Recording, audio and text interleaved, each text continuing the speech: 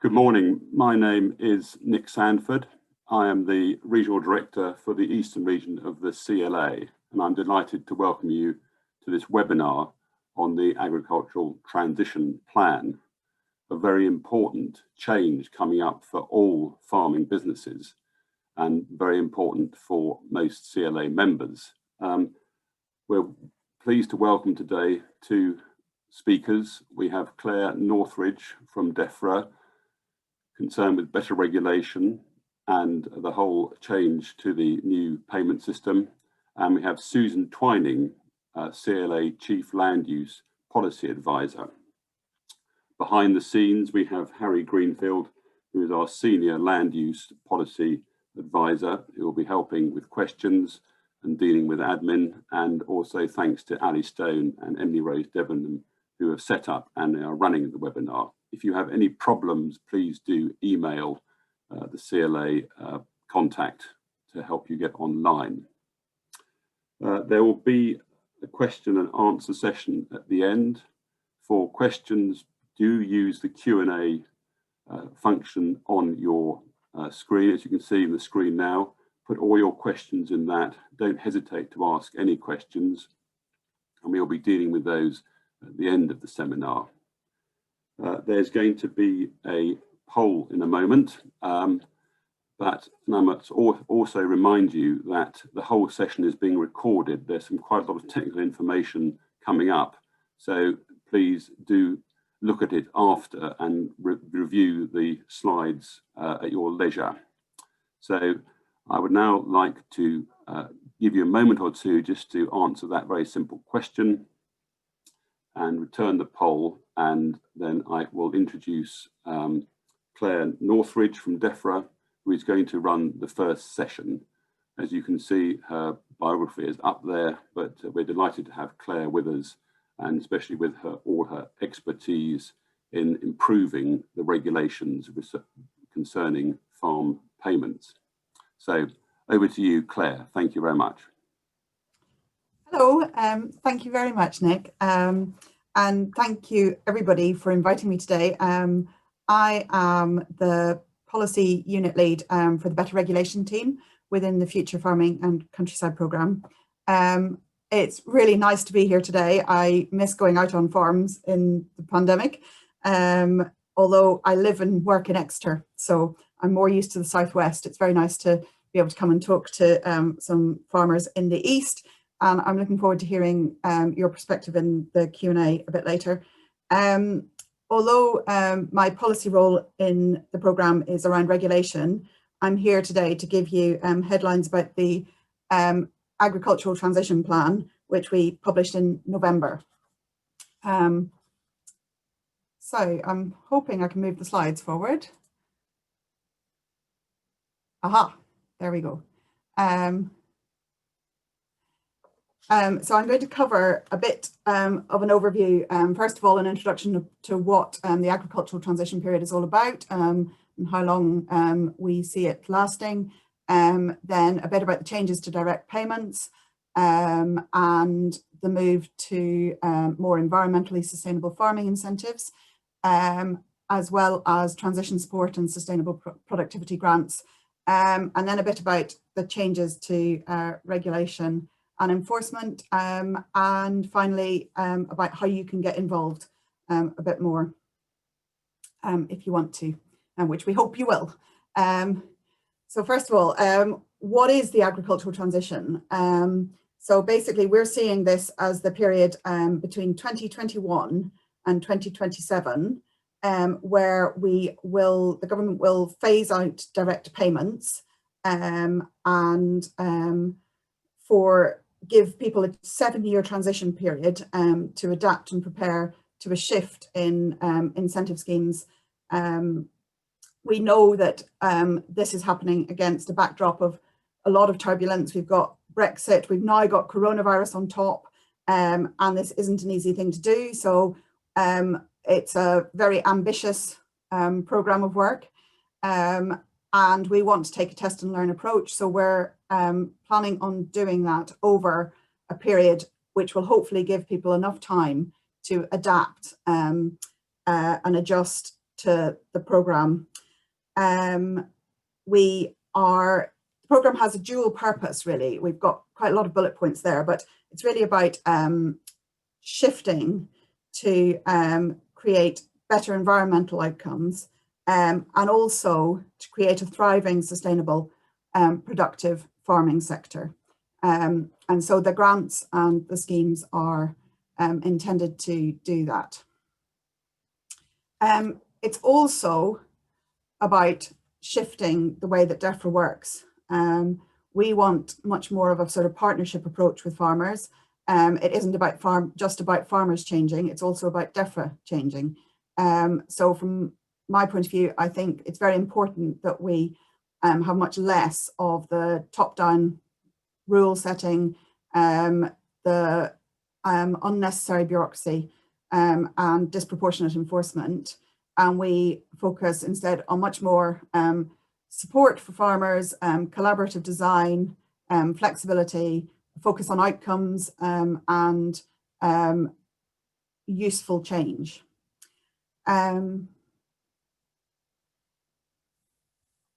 In how we do this, we've set ourselves some guiding principles, and these are really vital, I think. They should be central to everything that we do. We are committed to making this work and work differently. And we hope that you will help to hold us to account over these guiding principles. We want to co-design things with the people who need to use them. We want to help people do the right things for their businesses. We want to, and for the environment, we want to earn people's trust. And I think this is one of the biggest hills we have to climb. We need to do things better and build back that trust. We need to make things as clear and simple as possible for people. We need to make things reasonable and fair.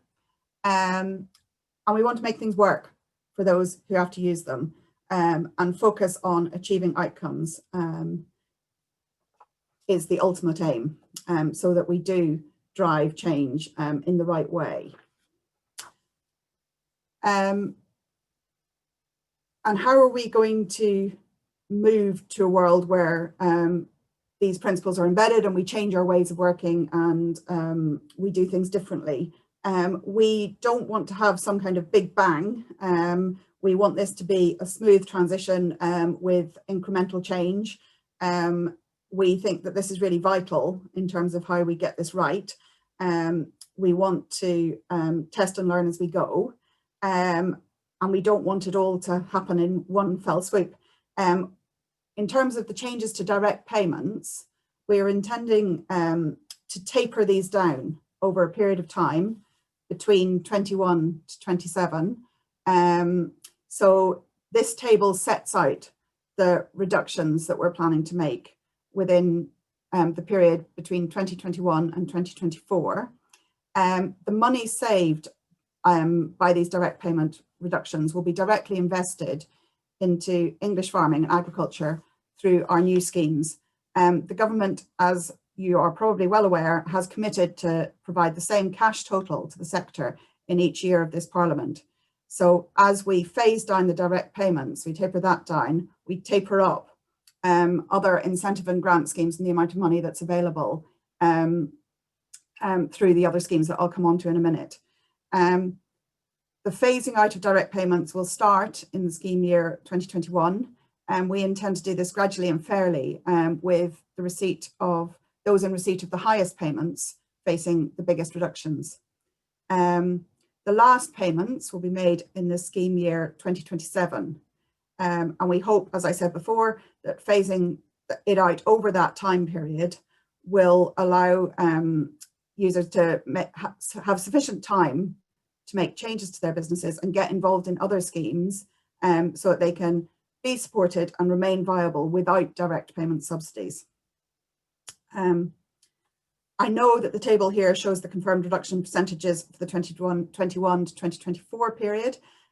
We don't yet have the reductions for later years confirmed, but we do know that we'll continue on that tapering down until 2027.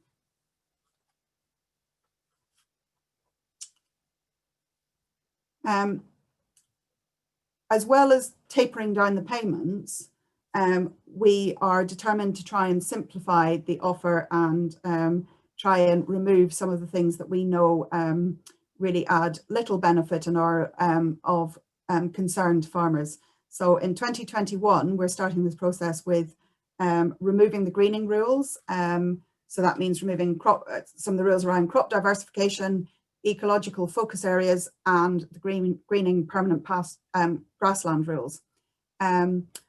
We will be removing the entitlement usage rule. So that means that farmers will no longer have entitlements removed if they're not used to claim payment at least every 2 years. We'll be removing the need for cross-border applications, and we'll be extending the deadline for farmers to apply for force majeure or exceptional circumstances from 15 days to 8 weeks, which is hopefully more reasonable. We will also be making changes to the way that we regulate schemes, and I'll come on to that a bit later.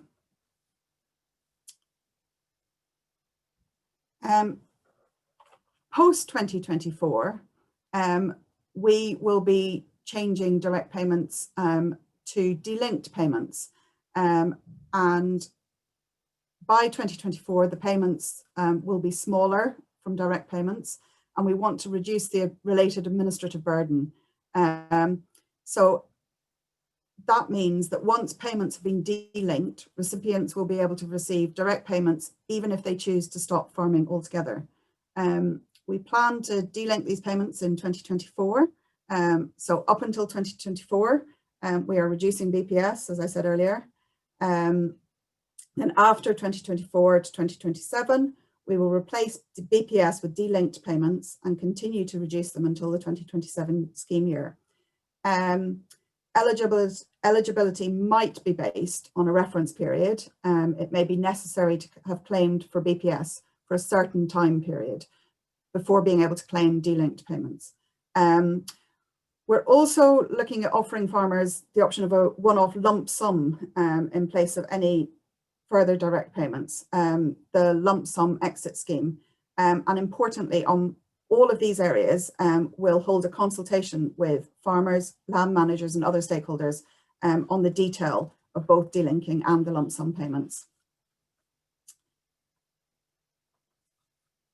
So what will we replace direct payments with? As we taper those down, what are we going to invest in instead? The sort of central flagship scheme is the environmental land management scheme, where we intend that farmers and land managers will be rewarded for providing clean water, clean air, protection from environmental hazards, mitigation of climate change, biodiversity, beauty, heritage, and public engagement. This scheme is still under development. We're developing it with the sector, with a piloting approach. We will set out more detail on the specific types of land management action that we plan to pay for and how we will set the payment rates in early 2021. And I know how eagerly people are waiting to get that information. And we know it's really important that we get it out there as soon as we can. There are some headlines which you may already be familiar with about the way that we are intending to run the environmental land management scheme. It will have 3 different levels, 3 components. All 3 are designed to have less prescription, more choice and flexibility than existing schemes. We intend that the length of the agreements will be flexible according to individual circumstances and what farmers and land managers want to deliver through their agreements. The plan is for sustainable farming incentives, the first component, to be open and accessible to all farmers, to help them contribute to important environmental, climate change, animal health and welfare outcomes, but as part of that important work of food production. So creating that dual purpose. The local nature recovery and landscape recovery schemes will be for those who want to go even further to achieve outcomes in a local area or at a landscape or whole ecosystem scale. And we want farmers and land managers to have the flexibility to decide within these what they want to deliver under each plan and how they want to go about it, with support from advice from trusted sources and Defra. When do we intend to roll out the environmental land management scheme? In terms of timings, the launch of the national pilot is this year in 2021, and we are intending to roll out core elements of the Sustainable Farming Objective Incentive from 2022. We are currently deciding which elements of the new environmental land management scheme we will include in the Sustainable Farming Incentive. So we hope to provide further, well, we will provide further information as well as detail on the available options and the payment rates in 2021 ahead of the scheme launch in 2022. Options and support will gradually be expanded until the full rollout of the environmental land management scheme from 2024. Alongside the rollout of ELM, and we will invest more money in countryside stewardship schemes. Signing up to a countryside stewardship agreement offers a viable long-term source of income, and we intend that applications for existing schemes will remain open until 2023 for agreements starting in January 2024. After that, we won't be accepting any more countryside stewardship applications because the new environmental land management scheme will be up and running. Anyone who's in a countryside stewardship scheme from 2021 who then secures a place on the environmental land management scheme will be able to withdraw from the countryside stewardship scheme at annual exit points without penalty. So you can transfer from one scheme to another. And we are continuing to focus on making improvements to the countryside stewardship scheme to make it more attractive, and in particular to ensure that we make the agreements less burdensome and the management of them more efficient. We know that that's a real source of, can be a real source of angst for farmers. And again, in terms of building trust and thinking back to our principles, that's really important to us.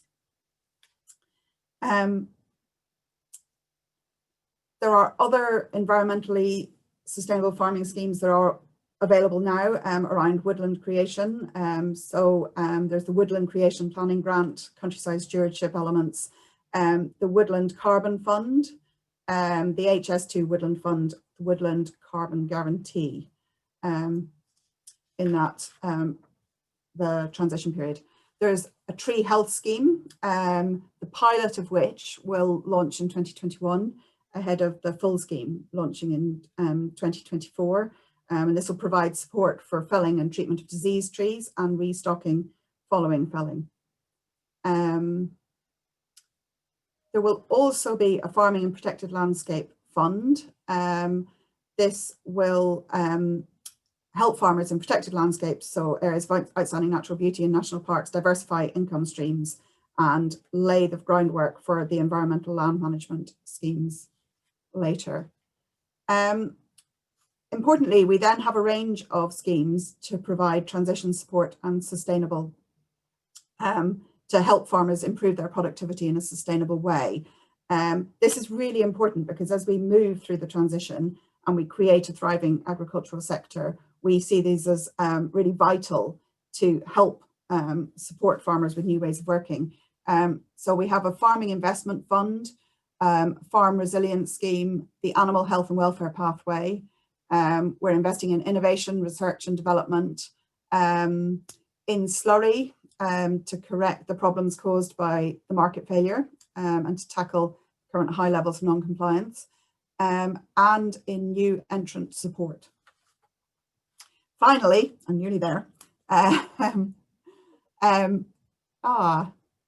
My slide isn't moving on. There it is. Sorry.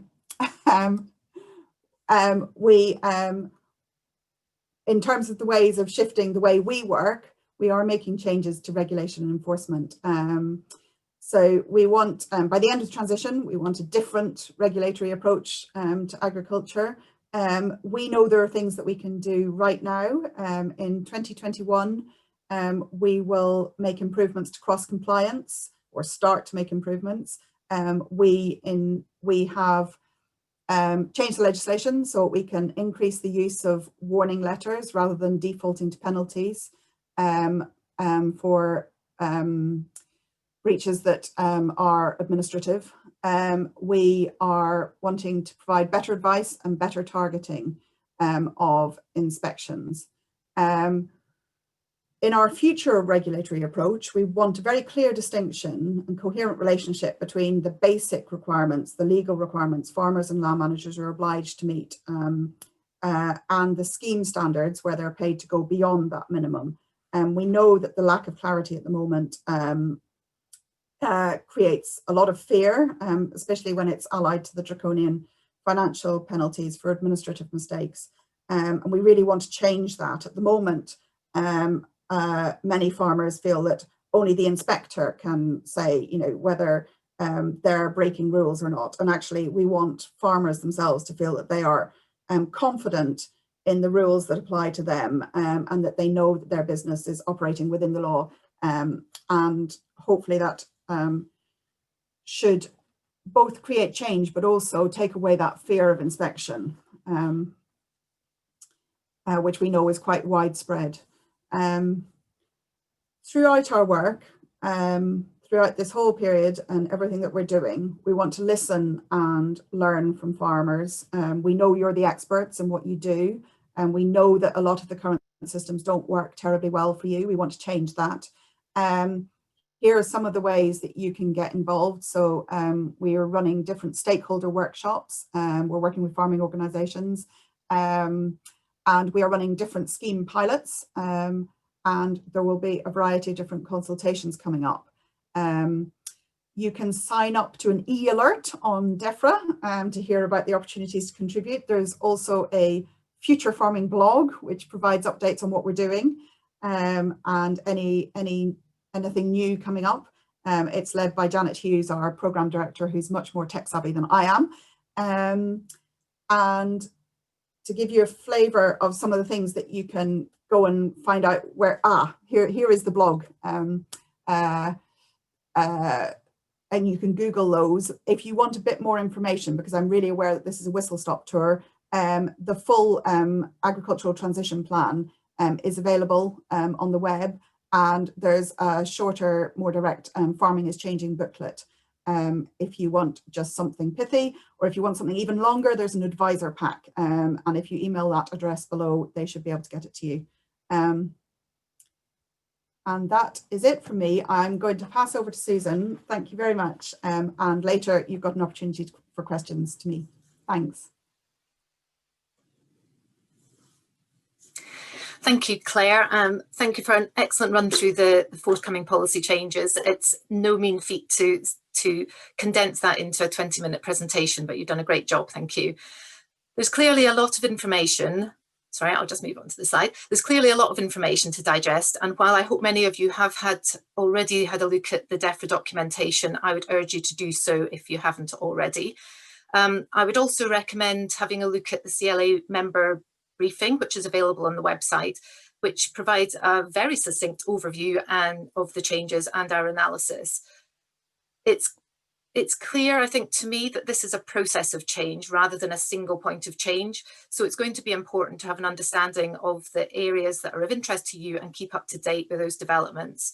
So as Claire said, there are links in the Defra document to sign up for email alerts when there is new information, and we will be putting information on our website and in the CLA news. The weekly e-news document that comes out on a Friday, so do look out for those changes, but I would encourage you to sign up for the alerts as well. Now, I don't want to be repeating what Claire has just run through, but what I do want to do is take a closer look at some of the areas. First, I'm going to look at some of the realities of the cuts in direct payments, which is something that will have the most immediate and major impact on many businesses. But then I'd like to consider some of the steps businesses should be taking now to get prepared for these changes. And then we'll go on to the questions, which I'm hopefully you will be starting to put in. I can see there's already some going in there. We're going to take questions through the Q&A button, but so that we can group similar questions and avoid jumping about too much, can I suggest that we keep to some similar topics? And it'd be really helpful if you can start the questions with the topic heading. Then we'll be able to group them more easily. But please don't limit yourself to these topics. This is your chance to ask whatever you want. So back to the briefing. Claire has set out the cuts, the direct payment cuts in each year. And I wanted to just look at this in more detail because it is the most significant change for most people. The payments are going to be, as Claire said, the payments are going to be phased out over the next 7 years. The cuts have been put into the transition document. The cuts over the next 4 years have been put in, and these payments are going to be they're going to be applying progressive cuts in the first year. That means that the proportion of payments as you get higher in the recipient range will have a higher amount of cuts applied to them. So the amount over between 50,000 and 150,000, that 100,000 in that band will be subject to a 20% cut, compared to people who are receiving less than 30,000, that band will only have a 5% cut in the first year. In the following years, 22, 23 and 24, it's essentially a flat rate cut, additional 15% for everyone each year. But that does mean that by 2024, the cuts to the larger recipients are more significant. But even on the smaller recipients, there will be a 50% cut. So there isn't really, when you look at those changes, everybody is going to be quite significantly affected. So this table is a little bit busy, but this gives some examples of, in the left-hand column, of typical or example payment, BPS payments before the cuts. And then for each year, 21 through to 24, what the payment will look like in that year and the percentage of cut. So I've worked these out based on the figures from Defra. What you will see, what you will see is that in 2021, the cuts are lower for the smaller recipients because they're being applied in a progressive way. And then by 2024, the smallest recipients, or the up to 30,000, up to 50,000, the cuts are in the region of 50% in total. But as for the larger recipients, then the cuts are much more significant. Looking at it the other way, if you're in receipt of 10,000 payments now, you will have a 50% cut by 2024, but the larger recipients will have at least a 61% payment based on 160,000 current receipts. And the payment in 2024 will be 62,000 rather than the 160,000. So none of these are insignificant sums for any business, whatever the size or makeup. Businesses that are more reliant on farming and sectors such as commodity cereals and grazing livestock are likely to be more affected.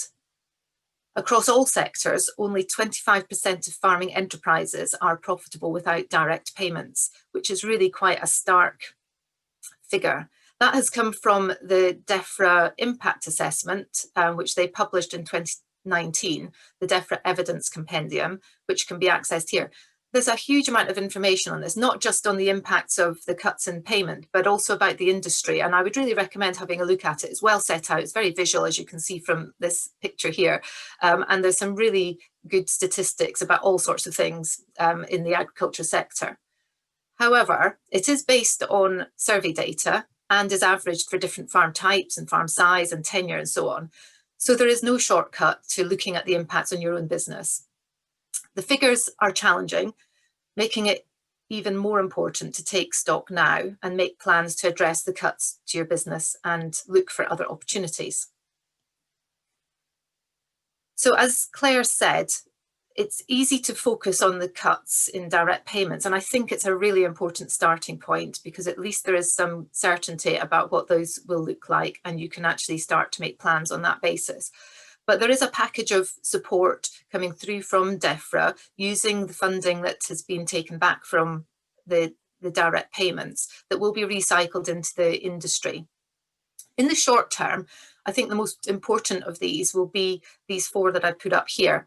Firstly, they're planning a farm resilience programme that will be starting later this year. There's already been a pilot running during 2020, but clearly that was derailed slightly by COVID, but they still managed to deliver that programme, and they're looking to fund that in 2021 and running up to 2024. But clearly the sooner that advice programme is for those who qualify, because there's still some work to do in the development of that programme of who will be qualifying. It's mainly targeting some of the more challenged businesses about helping them to adapt and change.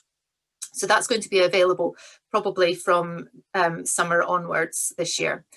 The Sustainable Farming Incentive, which is part of the ELM programme, the Environmental Land Management Scheme, that will be introduced early. Part of it will be introduced early as the Sustainable Farming Incentive 2022, and that will, following a pilot this year, that will be available to everybody from 2022, although it will be a cut down version of what will be eventually available in 2024. The Farming Investment Fund, which is a grant scheme, very similar to the old Countryside Productivity Grant schemes, that will be available from later this year as well. The details of how that will look is being worked on, but there will be a small grant scheme and a larger grant scheme, and more detail will be available hopefully soon on that one. And I think the other area that we mustn't forget is Countryside Stewardship.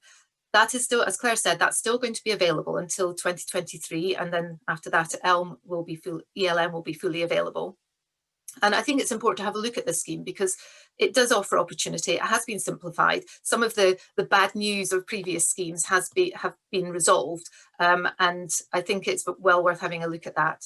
So they're the four main schemes, but alongside that, there's also going to be a new entrance scheme and the lump sum exit scheme following the consultation later this year. So there's a lot to be looking at in that area. And of course, there is the Environmental Land Management Scheme, ELM. It won't fully be available until 2024, but in the short term, there will be pilots running from later this year, and there will be this is the early introduction of the Sustainable Farming Incentive in 2022. So there is lots to be keeping a view on in that area as well. I think going beyond the agriculture policy, in the old Common Agriculture Policy, there was a rural development funding for diversification on farm and other rural economic support. That isn't going to be in the agriculture policy now. It is moving into a UK Shared Prosperity Fund, which should be available from 2022. So again, there's still more detail to come through on that one, but we would expect that there will be funding for rural areas in a similar sort of vein to the old Leader and Growth programmes that some of you may be familiar with. I think it's important to say, I've just taken a step back just for a moment. We're very much focusing on policy and what government is doing. And there is a lot that's driving these opportunities, driving policy changes. The main one is the Agriculture Act, but the Environment Act, the Agriculture Bill now is likely to be enacted later this year, and the Climate Change Act are going to be driving policies in all different areas. And there's any number of strategies and policies that are coming through this year that will impact on policy. I mean, obviously we've had a free trade agreement, but there will be new free trade agreements with other countries coming through that will affect trade issues. And we have got a somewhat unknown impact of COVID-19 on how that's going to affect the economy and future budgets. So there's a lot going on in policy, but it's not the only area where where you should be thinking about your business. There are many opportunities around farming to look that we could be looking at. It's important to take stock of all the farm assets and what can be considered now to make it a profitable farm business in the future. That might be looking at farming opportunities such as new crops, adding value, looking at different systems, collaboration or new technology. But there are also wider opportunities in environmental markets such as carbon or biodiversity net gain. There might also be opportunities in biomass and energy crops, and trees might be of interest. Just as an aside, it might be worth noting that despite the titles of the documents from Defra and many of the scheme names, there is actually quite a lot for forestry and woodland within the Agricultural Transition Plan and the policies we've been talking about. This might not be so important for businesses in the east, where there's maybe not quite the number of the area of trees, but forestry and woodland is included in all levels of the environmental land management scheme, and is also covered in the productivity grants and research funds. And then, as I've mentioned already, there's also opportunities for diversification or off-farm work that could be of interest as well. I think what is key here, though, is that there is no one answer. So, in summary, because I'd like to get on to the questions now, we can no longer rely on direct payment type income. And bear in mind that stat that only 25% of farming enterprises are profitable without direct payment. It's really important to know where you are on that scale and how the removal of direct payments is going to affect you. There are some immediate cuts happening in England. The cuts will start from 2021. And remember that the ELM scheme is only going to be fully available in 2024, although we do have the early introduction of some aspects of it. The funding levels are only guaranteed until the end of this Parliament, with a general election due in 2024. So it's really important that we demonstrate as an industry that we can do the right things and ensure that the funding going forward will be there as we are expecting and hoping and needing. So I think actions now, it must be about looking at the core business and making sure that is sound without direct payments, being ready to look at opportunities from policies and other market opportunities, looking at the productivity grants, what ELM might provide, trees, energy, carbon diversification, or looking at collaboration and other ways to improve farming profitability. But the key thing is being ready for change, as few businesses are going to be untouched. It's worth remembering that CLA is here to help. We provide advice in a number of ways through our Land and Business magazine, through telephone advice, and we also publish a wide range of guidance notes. Some of the ones that we've published recently are around natural capital and environmental markets. We've published a rural asset management plan that will help people take you through the processes of analysing your business. And also we've looked at carbon accounting, and there's a full range on our website. And then on policy development and lobbying, we are continually engaged with Defra and agencies to help shape the future of the policy, and aiming to achieve change that is beneficial to our members, to all of you. So I will now introduce the question and answer session. Harry, I think, is going to come on to help run these questions. But just to remind you the main topics, but please don't be restricted to those, as we're happy to answer any questions. Yes, good morning, everyone. So yeah, I'm Harry Greenfield. I work in Susan's team, working on land use policy for the CLA. And I'm just going to field your questions and pass them on to Susan and Claire to have a go at answering. And I'll try and stick to the order on this slide, so trying to group questions a little bit by subject matter. So we've already had quite a lot coming through. And so starting off with BPS cuts, which is obviously a big theme that's come through. I suppose one of the first questions that came in, and that's been echoed by a few different people, Alistair Beals and others, is around the impact of BPS cuts, particularly when there's a gap between BPS being cut and new schemes coming in, and wondering how people can fill that gap and what the impact will have on farms of different sizes, whether the new system will work for smaller farms is one of the questions. So I wonder if either of you have thoughts on that. Shall I go first, Susan? Yeah, on you go, Claire. So I would say that one of the important things is that it isn't just Elm coming online.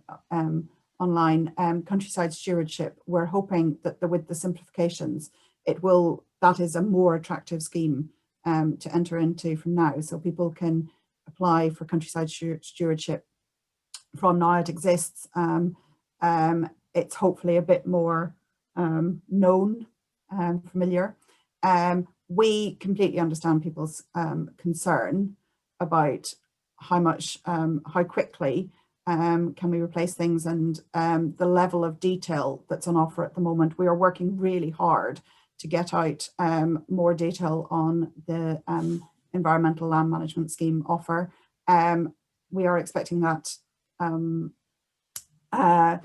within, as we said, early 2021. So as soon as possible. I'm really aware of the anxiety that it's causing by not having that detail. We haven't, I don't want to make excuses, but the programme as a whole is contending with some of the coronavirus and challenges and everything, but we are determined to do it as quickly as we can, because we know that people need that information.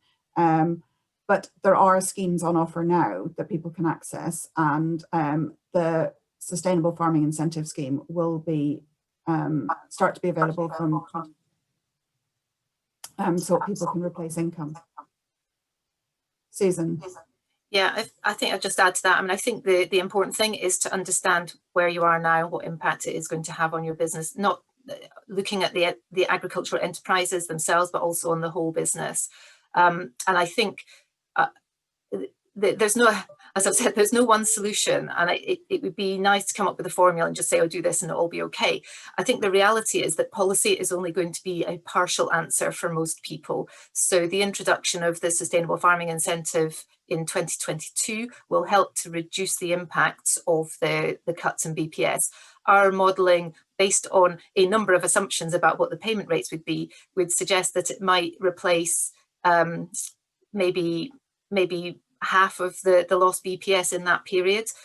But as we don't know what the payment rates are likely to be for the SFI, it's really quite difficult to make that estimate. But you know, I would encourage people to make some working assumptions on that, and not being too optimistic about what policy is going to be able to do.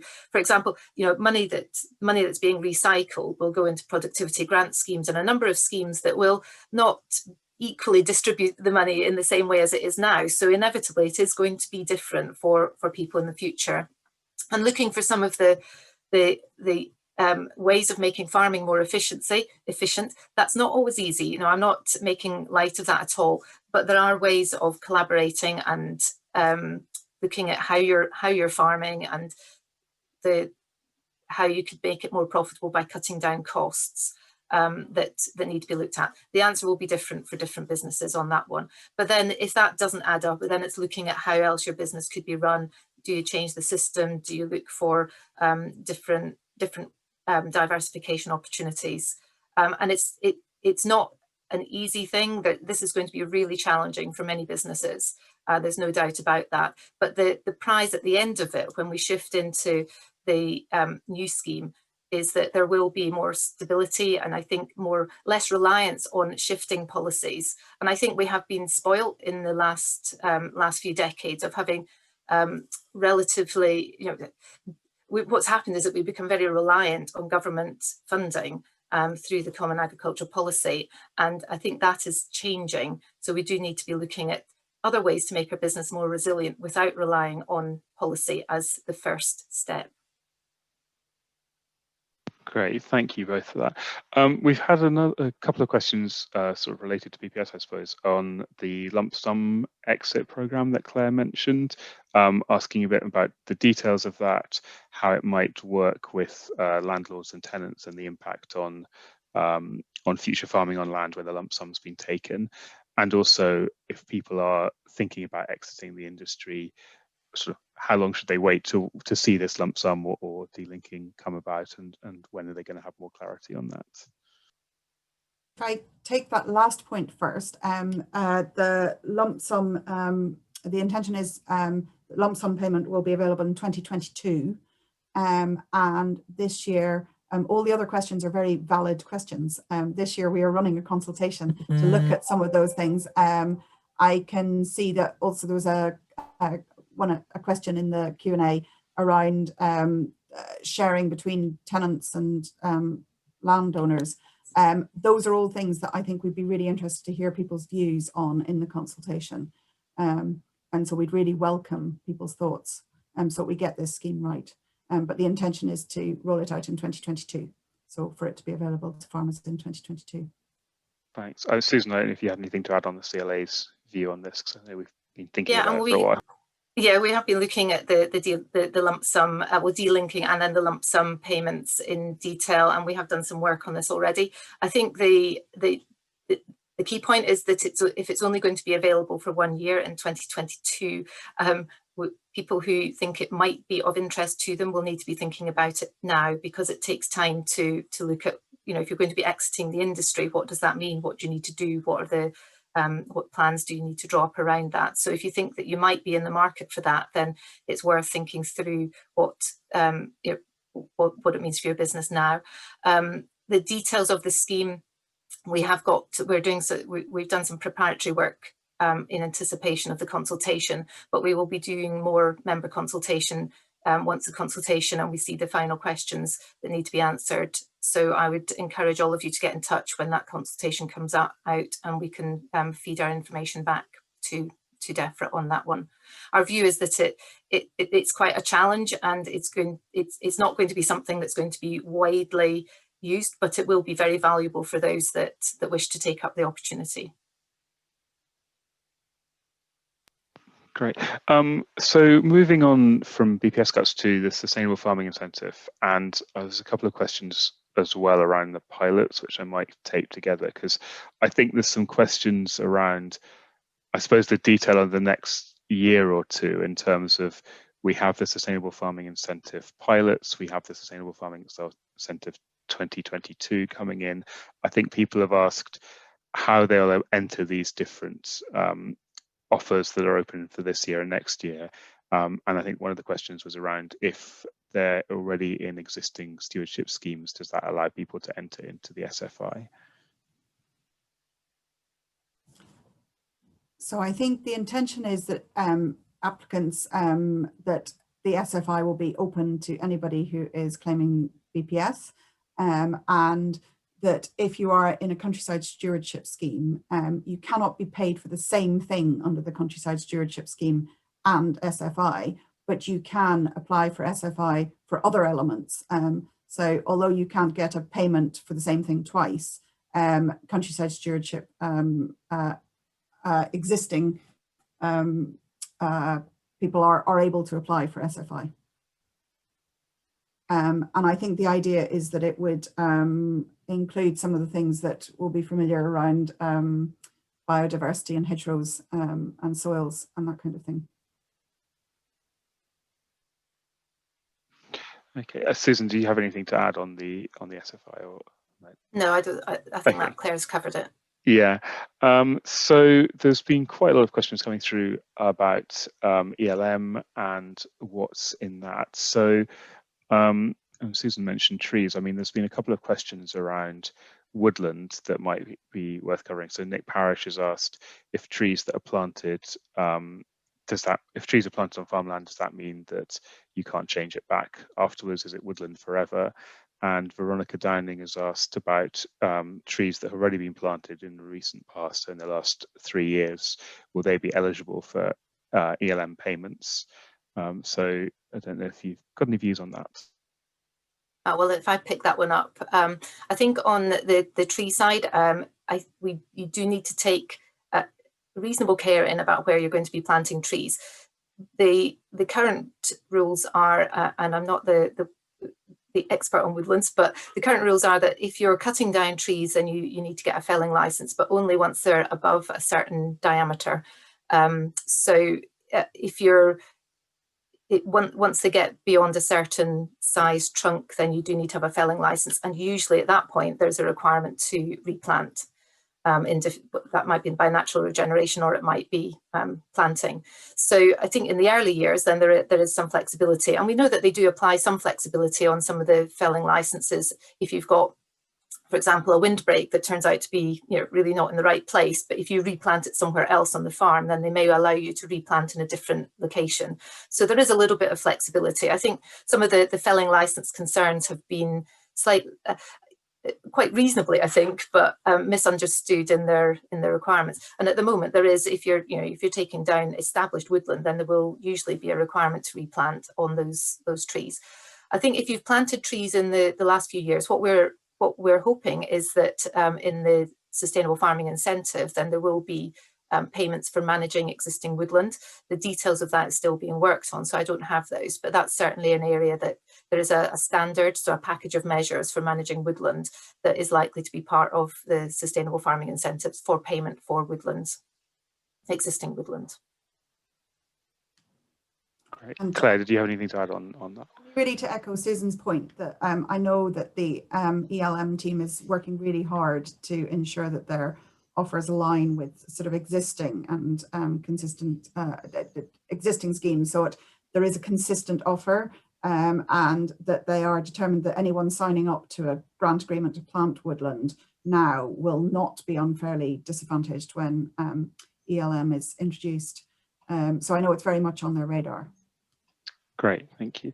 There are a couple of questions. I think one of them I asked earlier, but around farm size, which a few people have expressed concerns around, both in the difficulty in entering smaller farms into the highest level of existing stewardship schemes, and whether that will be reflected in ELM. So will ELM work for the smaller farm, is I suppose one way of summarising that question. I think it's one of the things that they're looking at in the pilots at the moment, is around how smaller farms can collaborate on some of the bigger projects. So it's not necessarily about some of the, particularly the components around nature recovery and things, how more than one farm can collaborate to create to be a sort of joint recipient.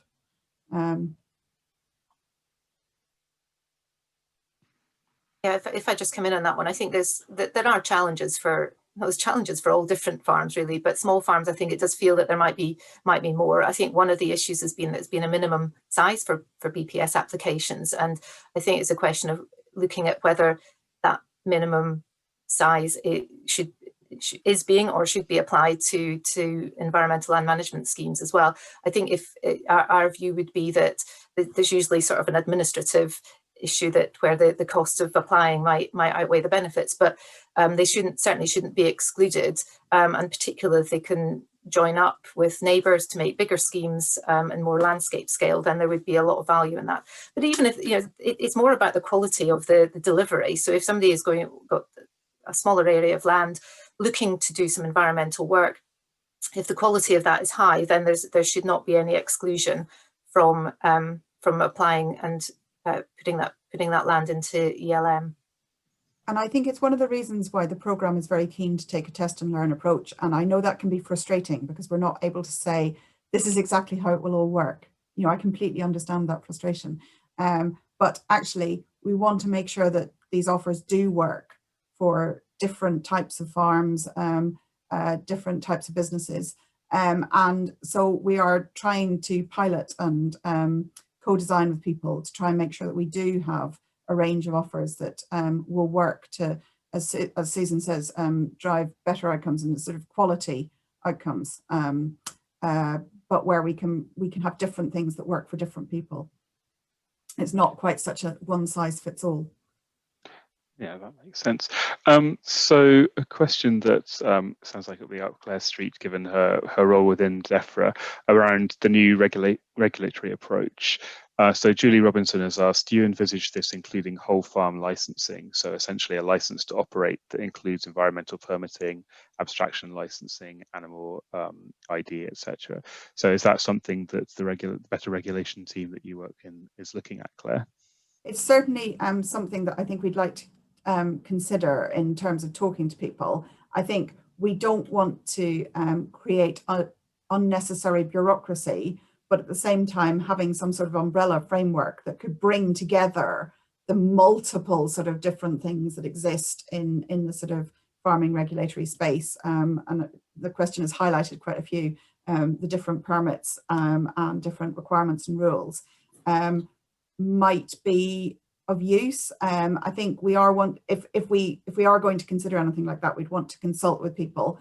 I think from our point of view, the initial big question is, how much does the animal health and welfare pathway align with some of the looking at the environmental permitting requirements? You know, is there is there anything we can do to bring those together? Should we bring them together more? Is there, what would be the value in doing that? Would we make just one kind of giant bureaucratic machine, or can we actually streamline things and make it better for users? And I think that's something that we'll need to work through. I think from our point of view, we're quite aware that there are quite a few areas that really don't work in regulation at the moment, and we're determined to try and tackle some of those as a top priority, and alongside that try and show that that we can actually try and change. I think people might well be reluctant to sign up to any kind of farm license under the regime that we have at the moment, potentially. But we need to play our part in that before we even start talking to people about it, is my personal view. That makes sense. Susan, do you have any comments? I know CLA has talked about this in the past, hasn't it? Yeah, that's right. We did some quite extensive consultation. It must be probably 2 years ago now. It just shows how slowly things have been moving in some ways, with a discussion about entitled license to farm. And I think what I took away from that is that the term license to farm is not popular, but actually the mechanisms behind it and what it's actually aiming to do are supported. So I think it's more about what it's doing. So one of the big frustrations many members have is that they're doing the right thing and doing additional costs in order to comply with regulation, yet the enforcement of others, the enforcement isn't good enough. So others are getting away with lower standards, and having something that is fair and you can actually demonstrate that you're doing the right thing and you get benefit from that, whether that's earned recognition in schemes, is something that was well supported. I think it's quite interesting looking over the border into Wales as well. They're looking at introducing a national minimum standard, which will possibly be a qualifying entry into their new schemes. So there are some differences, and it will be interesting to see how that develops and how that is maybe considered in England as well over time. Thanks both. So we're running towards the end. I mean, I think there are a lot more questions, and we might try and get back to them after the end of the webinar. There were a couple of things that came up that I thought if you had very quick answers, I suppose particularly to Claire, perhaps an unfair question, but it was around how can farmers trust Defra and the other public bodies involved to deliver this quite ambitious and wide-ranging programme? I think there's perhaps a mild scepticism, or more than that, around will the changes and the delivery be in place to do that? So I wonder if you have any reassuring words that we can end on. I'm not sure whether they're reassuring. I think it's a very, very good question. I think we have to earn that trust, is my view, that actually we can't just say, oh, you should trust us. We need to change, and we need to change now, and we need to change the things that don't work quickly and demonstrate that we can do that. And then hopefully people can start to trust us. I don't think we can just say, oh, we're trustworthy now. Suddenly we've changed, we've got a different hat. Everybody should like us. So I think it's a really valid point. And we should start by getting you the information that you need, and we are determined to do that. We know how much anxiety a lack of information can cause. I think I would just add to that. I think we certainly see a change in Defra with a much more open door policy, in that issues can be raised very easily. So if there are problems, I think you can access people in Defra directly or through the CLA, and we can raise issues, and very responsive to the issues that are being raised. So I think it is a two-way process. I think Defra might be coming a little bit from on the back foot, but we can help. We all have an interest in making this work for the industry. So that loop of feeding back is absolutely vital. Brilliant, thank you. Right, so I think we're running out of time, so I'm going to pass back to Nick for some final remarks and to close the webinar. Thank you very much indeed, and what an interesting hour we've had, and so many questions, many of which sadly we haven't had time to answer, but hopefully we'll get back to individual members with their questions. There's a poll that's going to be coming up as well in a moment. But before that, I would just like to say that the CLA has been campaigning really hard about delaying these cuts for at least a year. And I think the questions and the unknowns have completely vindicated why that approach would have been helpful for so many farm businesses. However, it's not to be.